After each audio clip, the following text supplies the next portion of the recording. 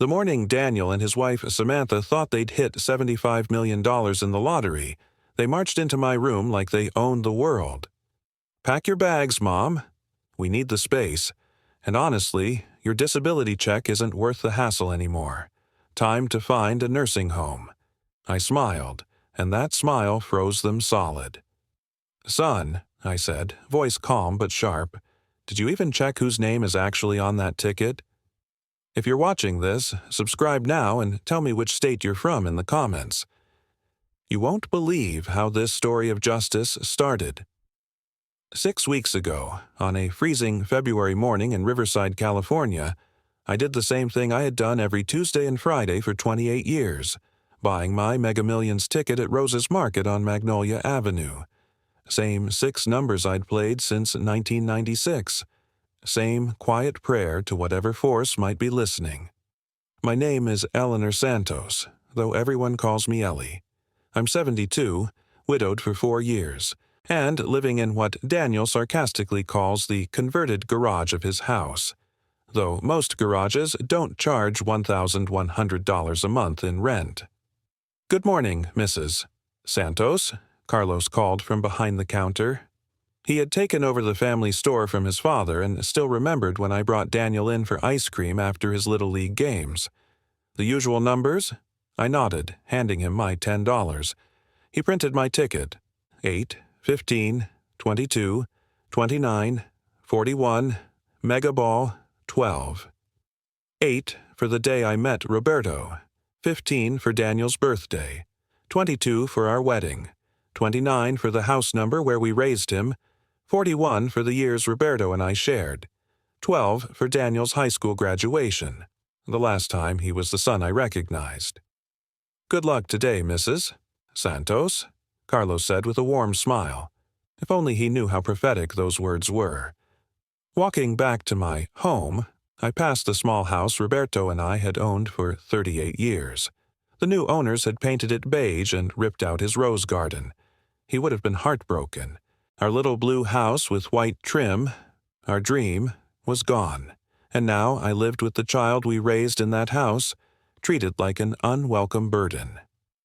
Daniel's BMW was in the driveway.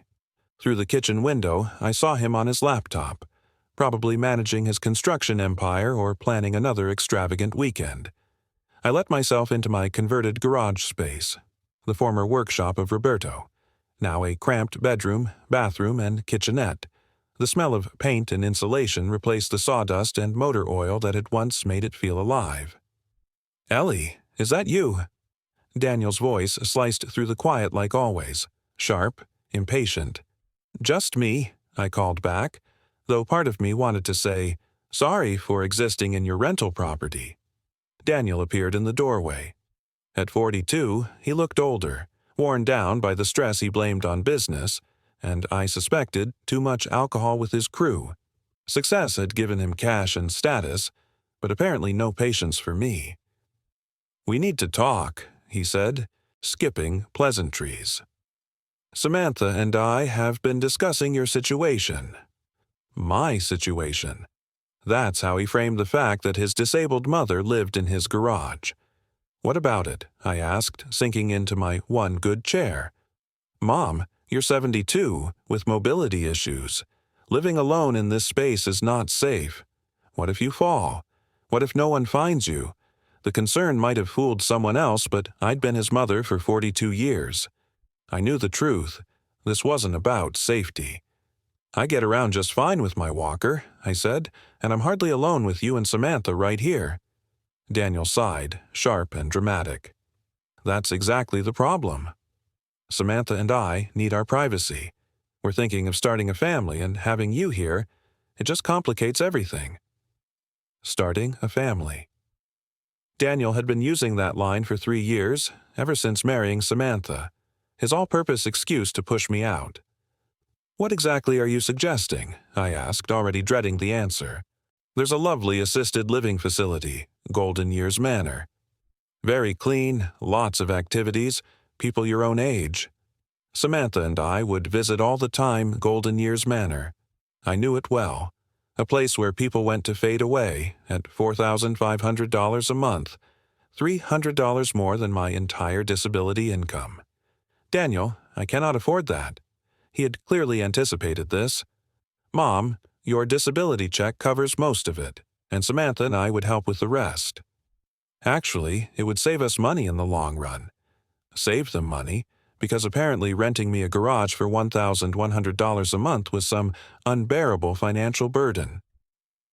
And what if I don't want to move to Golden Years Manor? For the briefest second, his mask of concern slipped. Mom, you have to be realistic. You cannot live independently anymore, and this arrangement isn't working for anyone. The arrangement, Roberto's workshop, my little sanctuary, reduced to a transactional problem. I'll think about it, I said, a polite stalling tactic while I figured out how to survive on $200 a month after paying for assisted living. That night, I sat in Roberto's old chair, staring at my lottery ticket. Those 6 numbers had become more than ritual. They were hope. Small, persistent hope that maybe, just maybe, I could have choices again. Tuesday night, 11 p.m., Channel 9. I was reading a library book about a woman inheriting a farm when the news anchor's cheerful voice cut through. Tonight's Mega Millions jackpot is $75 million. Winning numbers 8, 15, 22, 29, 41. Mega Ball 12. My brain froze. Those were my numbers. Every single one played faithfully for 28 years. I fumbled for the remote, rewound the announcement, heart hammering. 8, 15, 22, 29, 41, Mega Ball. 12, hand shaking, I dug into my purse, fingers suddenly clumsy, weak. There it was, printed in black and white. 8-15-22-29-41, MB12, $75 million. I sat, staring, letting the weight of reality settle. After 28 years, spending $520 a year I barely had, I had finally won. Not just a win, everything. My first instinct, run to the main house, tell Daniel and Samantha, celebrate with them. But then I remembered that morning's conversation. My living situation wasn't working for anyone. Maybe, just maybe, this power should be mine alone, at least for now. I slipped the ticket behind Roberto's old driver's license in my wallet, something I could never throw away, and turned off the TV. Sleep didn't come. Hours passed as I planned. By dawn, a dangerous, thrilling idea had taken root, one Roberto would have loved. Wednesday morning was chaos as usual. Daniel rushing to a job site, Samantha on a conference call. I brewed my coffee, observing them from my little kitchenette, watching them live their busy, important lives. Then it happened. Samantha decided to tidy the kitchen island, which included rifling through my purse for grocery coupons. "Ellie, where did you put those detergent coupons?" she called, rummaging like it was normal to invade someone else's belongings. "They should be in the side pocket," I said, trying to stay calm, focused on my toast. "Found them." "Oh my God, what is this?" Her voice froze me. She was standing at the counter holding my lottery ticket, face drained of color. Did you buy a lottery ticket?" My stomach dropped, but I forced my voice to stay calm. 2 every week, same numbers, 28 years. Samantha stared at the ticket as if it might explode in her hands. "Ellie, do you know what the winning numbers were last night?" Before I could answer, she was frantically Googling on her phone. "Oh my God! Oh my God! Daniel!" Her scream pierced the air, and Daniel came running from the garage, still clutching his work gloves. "What's wrong? Did someone get hurt?" "The lottery ticket." Samantha thrust it at him, hands trembling violently. "Look at the numbers. Compare them to last night's drawing." Daniel took the ticket, squinting at the numbers. Then Samantha shoved her phone screen at him. The silence that followed stretched, tense and suffocating, like a rope about to snap. Finally, Daniel looked up at me, face unreadable. "Mom, do you understand what this means?" I understood perfectly. The only question was whether they did. The next 2 hours were chaos incarnate. I sat in Roberto's old chair, watching my life turn into a high-stakes movie. Samantha paced, phone glued to her ear, calling every contact she could think of. $75 million? Yes, million. We won the lottery. We won. Her excitement made me smile faintly. We? Interesting choice of pronoun. Daniel held the ticket under the kitchen light, turning it this way and that like a jeweler appraising a diamond. "This is real," he muttered repeatedly. $75 million. This is actually real. Samantha finished her calls and started pacing faster, mind whirring like a well-oiled machine. "We need a financial advisor, a tax attorney immediately. The claiming process has rules. Deadlines, Daniel. Cancel everything today. This changes everything. Everything." For whom? I wondered silently. "Mom," Daniel said, still clutching my ticket. "This is life-changing. We need to make decisions. How to handle this decisions." That word again. "What kind of decisions?" I asked carefully. "Well, for starters," Samantha said, voice turning sharp, commanding, "we have to think about media attention. Lottery winners are constantly harassed. You'll need protection, management, someone to handle complications." Complications of my money, I thought. "And living arrangements," Daniel added casually, like he was still thinking about assisted living. "This changes everything.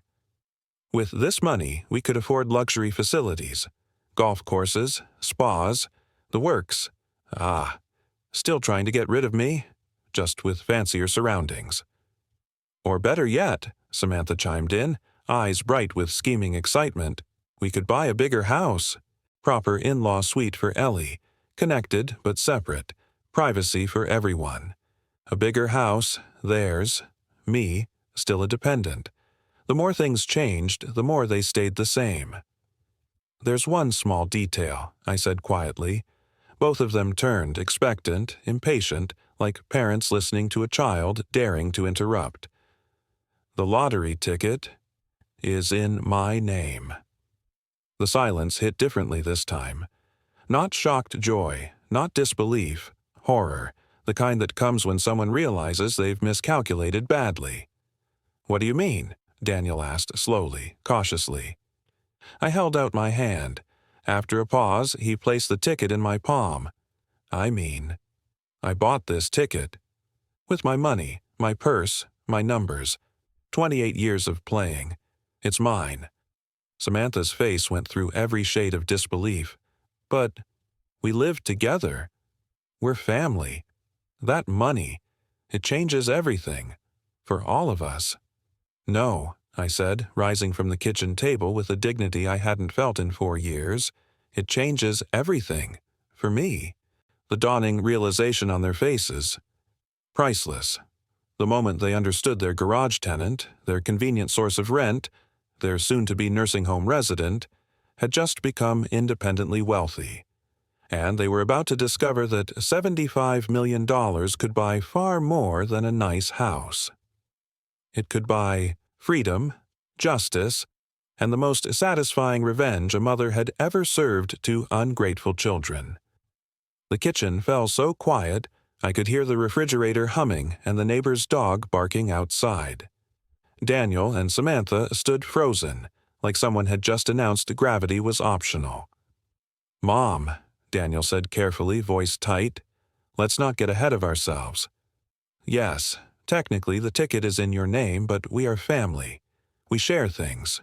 We support each other." I almost laughed. Support each other. Like when they supported me by charging $1,100 a month to live in their garage. Like when they supported me by planning to ship me off to Golden Years Manor. "You're absolutely right," I said sweetly. "We do support each other. That's why I've been supporting you with my disability check every month, while doing all your housework and yard work for free." Samantha's calculating mind lit up. I could see the gears turning behind her eyes, strategizing, scheming. "Ellie, honey," she cooed, voice reserved for her most important clients, "there's been a misunderstanding about our living arrangement. The monthly contribution you make, that isn't rent. That's your share of household expenses. We never thought of you as a tenant. Is that so?" I tucked the lottery ticket back into my wallet with deliberate care. "Then I suppose you won't mind if I stop contributing immediately, since I am family, not a tenant." Daniel stepped forward, hands raised as if dealing with a dangerous animal. "Mom, breathe. This is huge news, life-changing. We need to think carefully." "Oh, I've been thinking," I said, "for 9 hours straight since I saw those numbers, and I've drawn some interesting conclusions." Samantha's fake smile began cracking. "What kind of conclusions?" "Well, for starters," I said, voice steady, $75 million is enough money to live comfortably for the rest of my life, without depending on anyone for housing." The temperature in the room dropped 10 degrees. "You're not serious," Daniel whispered. "You wouldn't just leave. Not after everything we've done for you. Everything they had done for me. Taking my money each month while treating me like hired help, planning to move me into assisted living when I became inconvenient." "I'm serious," I said. "Thursday morning, I'm calling the lottery office to claim my prize. Then I'll start looking for a place of my own." Daniel's panic was visible. He ran his hands through his hair, every movement desperate. "Mom, you can't make decisions like this while emotional. This is too big, too complicated. You need help managing this kind of money." "From whom?" "You? Us?" I looked at my son, really looked at him, and saw a stranger. When had Daniel decided I was too incompetent to manage my own affairs?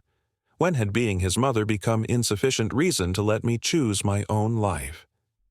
"Daniel," I said quietly, "when your father was dying, do you know what he made me promise?" Both froze. He made me promise that I would not let anyone take advantage of my kindness, especially family, because people assume I'm too polite or too weak to stand up for myself. The silence stretched, taut, until Samantha cleared her throat. "Ellie, I think you're overreacting. This was just a miscommunication. Am I?" I reached into my purse and pulled out a small notebook. "Over the past 4 years, I have paid you $52,800 in household expenses, provided roughly 2,000 hours of unpaid housework and yard maintenance, cooked 500 meals, done 1,200 loads of laundry." Daniel's face reddened with each number. "In return, you got a converted garage, and we plan to trade that for a nursing home room. That is not generosity. That is exploitation." The word hung in the air like smoke. "And now," I continued, standing tall, smoothing my sweater, "I have the resources to explore other options." Thursday morning arrived with Samantha in full crisis management mode. She had obviously spent the night strategizing because she greeted me at breakfast with a 3-ring binder and her most professional, "I'm in control" smile. "I've been doing some research," Samantha announced, flipping the binder open to reveal printed articles about lottery winners. "Did you know 78% of lottery winners go bankrupt within 5 years?" I poured myself coffee, settled in, and let her show begin. "Is that so?" "Absolutely. Terrifying statistics, poor financial decisions, bad investments, family members taking advantage. A complete disaster for most people," she said, flipping pages of highlighted text. "That is why you need professional guidance." Family guidance. Daniel appeared in the doorway, hair disheveled, looking like he hadn't slept a wink. "Mom, Samantha is right. This is too big for any one person to handle alone, especially someone your age. No offense." "Ellie," Samantha added, voice syrupy, "managing $75 million requires expertise, tax law, investment strategies, estate planning. It's incredibly complex." I sipped my coffee, studying their earnest faces. They had spent hours preparing this intervention, rehearsing lines, strategizing.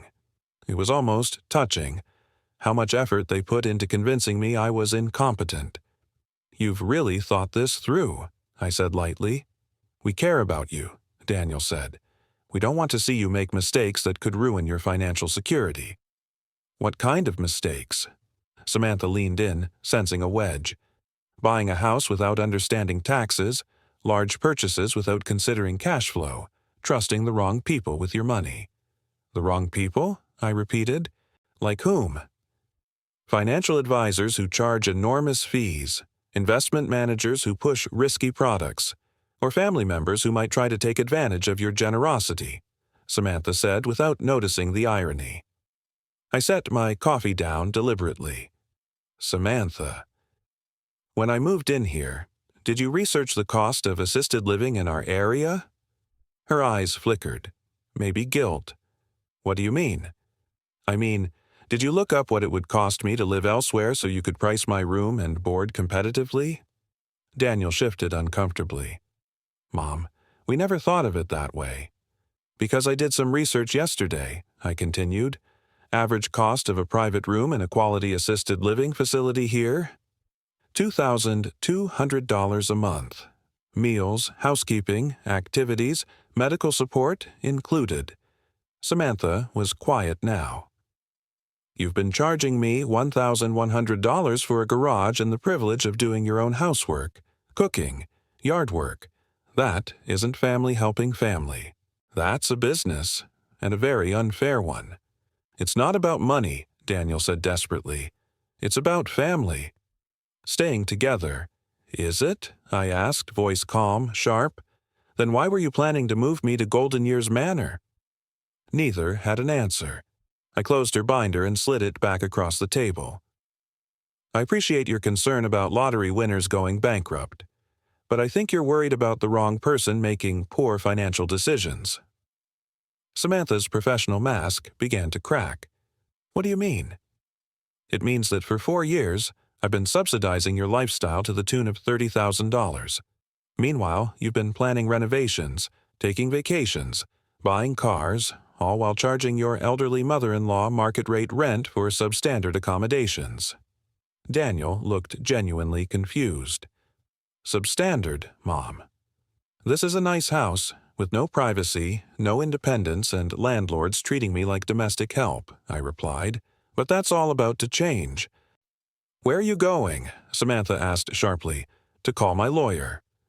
The look of panic on their faces, the kind that freezes people in place, was one I would treasure for years. By Friday afternoon, news of my lottery win had spread through Riverside like wildfire. Carlos at Rose's Market had apparently connected the dots when he saw the winning numbers, and by noon, 4 news vans were parked outside Daniel and Samantha's house. I watched from my garage window as reporters swarmed the front door, microphones thrust forward, cameras rolling, hungry for a glimpse of the mystery millionaire. Samantha had clearly rehearsed this moment 100 times. Hair perfect, smile dazzling, she answered every knock with practiced charm. "Mrs. Santos is resting and not available for comment right now," she told the Channel 7 reporter. "But as her family, we are thrilled for this blessing in all our lives." All our lives. That phrase had already become Samantha's favorite. My phone had been relentless since 10 a.m. Old church friends, former co-workers from the school district where I had been a secretary, even my sister Carmen from Phoenix. Everyone wanted congratulations, excitement, and inevitably, the big question: what was I going to do with $75 million? What I planned to do was meet Thomas Rodriguez, the lawyer Roberto and I had trusted for our wills and estate planning. He was expecting me at 3 p.m., and I could hardly wait for that conversation. "Ellie, you cannot leave the house right now." Samantha intercepted me as I grabbed my purse and car keys. "Reporters are everywhere. They will mob you."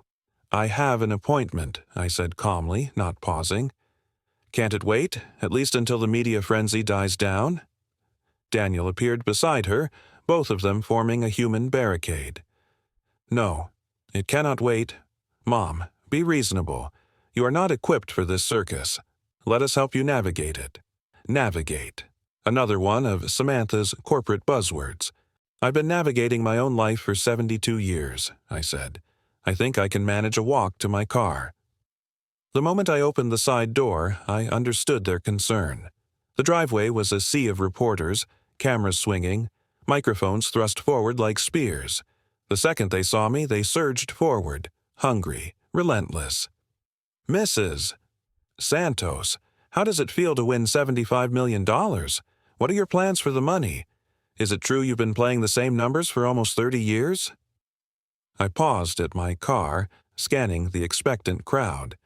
Behind me, Daniel and Samantha hovered, probably hoping I'd retreat back to the garage where they could resume their campaign to control my fortune.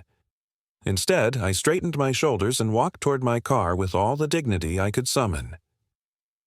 I am incredibly grateful for this blessing, I told the reporters, stopping beside the car. As for what I plan to do with the money, I intend to live independently and make my own choices for the first time in 4 years. What do you mean by that, Mrs. Santos? A reporter pressed. I looked back at the house, at Daniel and Samantha framed in the doorway. Something solidified inside me. Clarity, strength, long overdue honesty. I mean, sometimes the people you trust most take advantage of your kindness. And sometimes the universe gives you the resources to do something about it. The reporters leaned closer, sensing a story that could not be ignored. Can you elaborate? I have lived with my son and daughter-in-law for the past 4 years, paying $1,100 a month in rent while providing unpaid domestic labor. They had planned to move me to an assisted living facility because my presence had become inconvenient. I could hear Samantha's sharp intake of breath from the doorway. But now, with the means to live independently, I will be finding my own place, a home where I am a guest when visiting my son, rather than a paying tenant. Are you saying your own family took advantage of you financially? I looked directly into the nearest camera, thinking of countless other elderly viewers in similar situations. I am saying that family should be about love and respect, not business arrangements, and it is never too late to stand up for yourself, no matter your age. Questions flew faster after that, but I had said all I needed. I got into my car and drove away, leaving Daniel and Samantha to face the media storm I had just unleashed.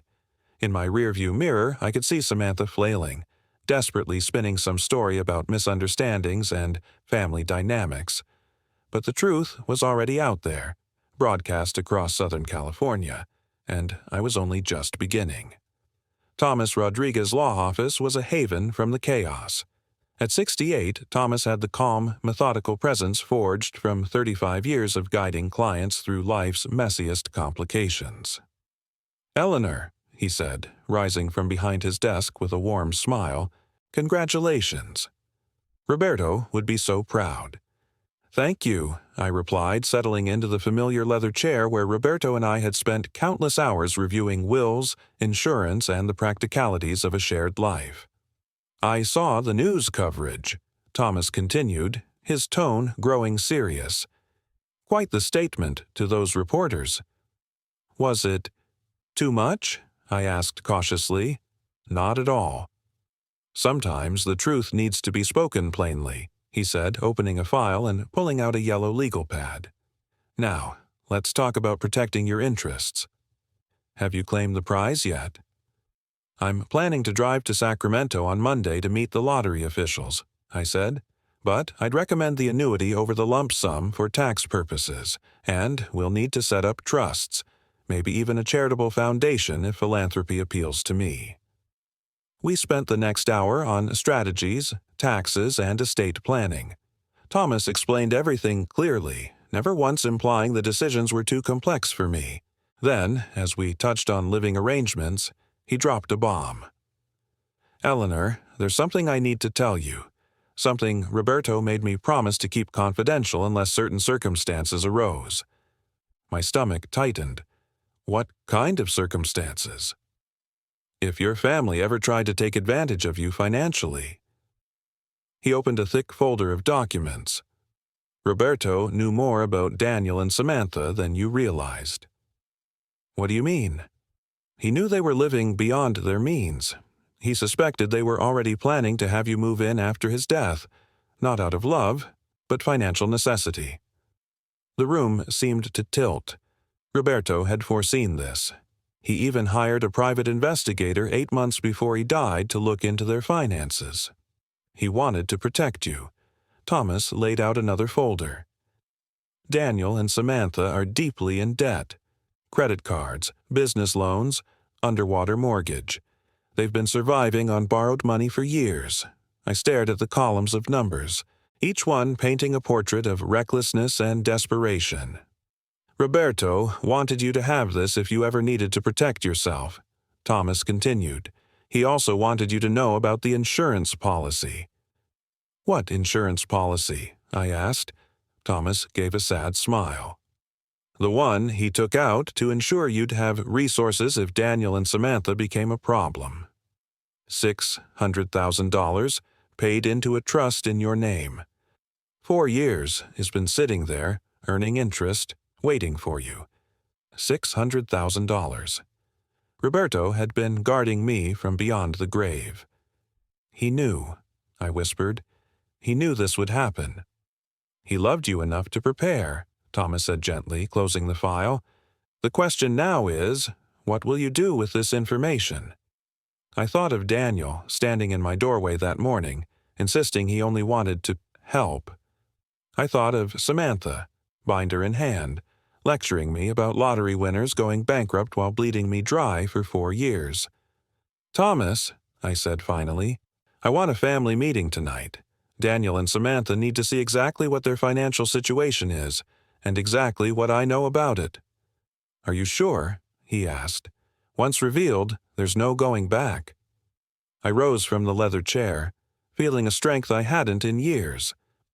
Thomas, I've spent 4 years being treated as a convenient source of income by the people who were supposed to love me. Roberto saw this coming and did everything he could to protect me. Now, it's time I do the same. I think it's time Daniel and Samantha learned what happens when you underestimate a Santos woman. The look in Thomas Rodriguez's eyes said it all. Roberto would have been proud. The family meeting was set for 7 p.m. I had spent the afternoon meticulously preparing with Thomas, organizing documents and rehearsing exactly what I needed to say. Daniel and Samantha thought they were walking in to manage my emotional outburst with the reporters and devise a plan to control the media. They had no idea they were stepping into a reckoning. Samantha arrived first, armed with printed articles about lottery winners swindled by family and a laptop crammed with spreadsheets detailing how they could manage my windfall. Daniel brought a bottle of wine and a conciliatory smile. Mom, about what you said to the reporters, Daniel began, settling into the living room. We understand you were overwhelmed. I was not overwhelmed, I interrupted, calm and deliberate. I was finally telling the truth. Samantha opened her laptop with practiced efficiency. Ellie, we've prepared a comprehensive financial plan that addresses all your concerns while ensuring your long-term security. Before we discuss my financial security, I said, reaching for the folder Thomas had given me, I think we should discuss yours. I placed the first document on the coffee table. Daniel glanced down and the color drained from his face. What is this? Samantha asked, though her voice betrayed the answer she already feared. It's a complete financial profile of your household, compiled by a private investigator Roberto hired before he died, I said, watching them freeze. He wanted to protect me from what might happen after his death. Daniel stared at the pages as if they might burn him. Dad hired an investigator to spy on us? To protect me, which, as it turns out, was necessary. I pulled out another sheet. Daniel, you owe $63,000 in credit card debt across 8 cards. Your mortgage is underwater by $45,000. Your construction business has been operating at a loss for 18 months. Samantha, your marketing firm owes $32,000 in unpaid taxes. Samantha's professional composure shattered. How dare you invade our privacy? The same way you invaded mine when you decided I was too incompetent to manage a lottery ticket I bought with my own money. My voice stayed calm, almost conversational. For 4 years, you've been using my disability payments to service your debt while positioning me as a grateful dependent. Daniel tried to protest. Mom, everyone has financial challenges. Not everyone charges their widowed mother $1,100 a month to live as unpaid domestic help while planning to ship her off to a nursing home. I placed another document on the table. This shows what my living situation has actually cost me versus living independently. You've been overcharging me by about $700 a month while extracting $2,000 worth of unpaid labor. The silence was deafening. That's over $32,000 a year, I continued, $128,000 over 4 years from your own mother, while you were scheming to isolate me in Golden Years Manor. Samantha was crying now, but it was the kind of tears people shed when caught, not when sorry. We never meant it to be like that, Daniel said, desperation in his voice. We needed help, and you were family, and you thought I was too old, too grateful. To notice what you were doing, I stood, lighter than I had in months. But your father knew. He saw through both of you and made sure I'd have the resources to protect myself when I realized the truth. I placed the final document on the table. This is notification of the trust fund Roberto set up for me 4 years ago. $600,000, earning interest, waiting for me to need it. He also left instructions with Thomas Rodriguez to monitor your financial situation and step in if necessary. Daniel shook his head, as if that could erase reality. I don't understand. Dad never said anything, because he hoped he was wrong about you. He hoped that when the time came, you would treat me with the love and respect he taught you to show family, I said, gripping my purse. Instead, you treated me like a business opportunity. Where are you going? Samantha called, panic threading her voice. To start my new life. I paused at the front door, letting the weight of my words sink in. I put a deposit on a 2-bedroom condo at Sunset Ridge Senior Community. Full kitchen, private patio, my own parking space, and a monthly fee far less than what I paid to be your tenant. I looked back at the 2 people who had exploited my grief and loneliness for their own gain. Oh, and one more thing. Since you will no longer have my income, you might want to start planning how you'll manage that $63,000 in credit card debt and unpaid taxes. Financial stress can be enlightening. As I walked to my car, I could hear Samantha wailing and Daniel trying to soothe her, but their drama was no longer mine. I had $75 million, a husband who had loved me enough to protect me from beyond the grave, and the rest of my life to live on my terms. The next morning, Daniel showed up at my temporary hotel at 8 a.m. I'd left their garage the night before, staying at the Holiday Inn while my condo purchase finalized. He looked haggard, unshaven, wrinkled clothes, red eyes, either from crying, drinking, or both. Mom, we need to talk, he said, hesitantly stepping into the doorway as I sipped coffee and scanned the newspaper headline. Local grandmother wins. $75 million. Exposes family exploitation. Good morning, Daniel, I said coolly. I didn't invite him in, keeping the threshold between us clear. Please, Mom. Samantha is falling apart. She hasn't stopped crying. We made mistakes, yes, but we're still family. Are we? I asked. Of course. You're my mother. I love you. Daniel, when you love someone, do you charge them rent to live in your garage?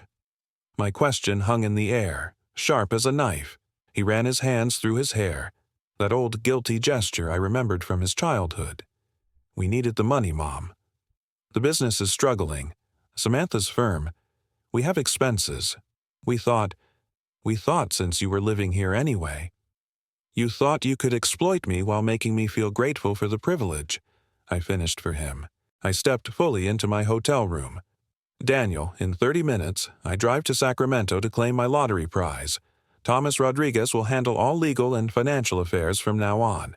If you want a relationship with me, it will be as my son, not my landlord, not my financial advisor. What does that mean? It means when I visit you, I'll be a guest, not a tenant. It means when you visit me, it will be because you want to see your mother, not because you want something from her. It means we start over, honestly, for the first time. Daniel was silent, the weight of reality settling in. What if we can't do that? Then figure out how to pay your bills without me. I closed the door and watched him retreat, first down the hallway, then slump into his truck before finally driving away. 2 hours later, I was in Sacramento, officially claiming my $75 million. The lottery officials guided me efficiently through paperwork and tax implications. I chose the annuity, roughly $3 million a year for 25 years, more than enough to live comfortably and independently, more than I'd ever need. The media waited when I emerged. This time, I was ready. Mrs. Santos, now that you've claimed your prize, what are your plans? I'm going to buy a beautiful home with a garden where I can grow the roses Roberto loved. I'm going to travel to every place we dreamed of seeing together. My voice carried strength, freedom, and the promise of a life finally my own. I'm going to donate to charities that protect elderly people trapped in situations like mine, I declared, voice steady, eyes sharp. The reporters leaned in, sensing the story wasn't just about money, it was about power, justice, and survival. Are you planning to share your winnings with your family? One of them asked. I stared directly into the camera, imagining the faces of other seniors who might be silently enduring exploitation. I will share my love and my time with family members who want a genuine relationship, I said firmly. But I am done being anyone's source of income. Money cannot buy love or respect, but it can certainly buy independence from those who mistake you for a business opportunity. And what advice would you give to other seniors in similar situations? Know your worth. Recognize the difference between family helping family and family exploiting family. And remember, it is never too late to stand up for yourself, no matter your age or circumstances.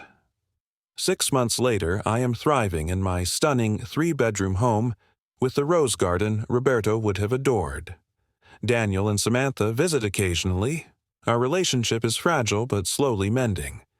They are now working with a financial counselor, finally facing the debt they tried to hide from me. Some ask if I regret being so ruthless, if I should have quietly shared the money and kept the peace. But I think of Roberto, who loved me enough to spend his final months ensuring I would never be taken advantage of. I think of those 4 years, believing I was a burden, when in truth I had been funding someone else's comfort at my own expense. Sometimes the greatest act of love is demanding to be treated with the respect you deserve. Roberto always said, "Justice delayed is not justice denied, just justice with better timing." He was right, as always. Thank you for listening to my story. Subscribe to stay updated, and share your experiences in the comments. Your voice matters, and it is never too late to take control of your life.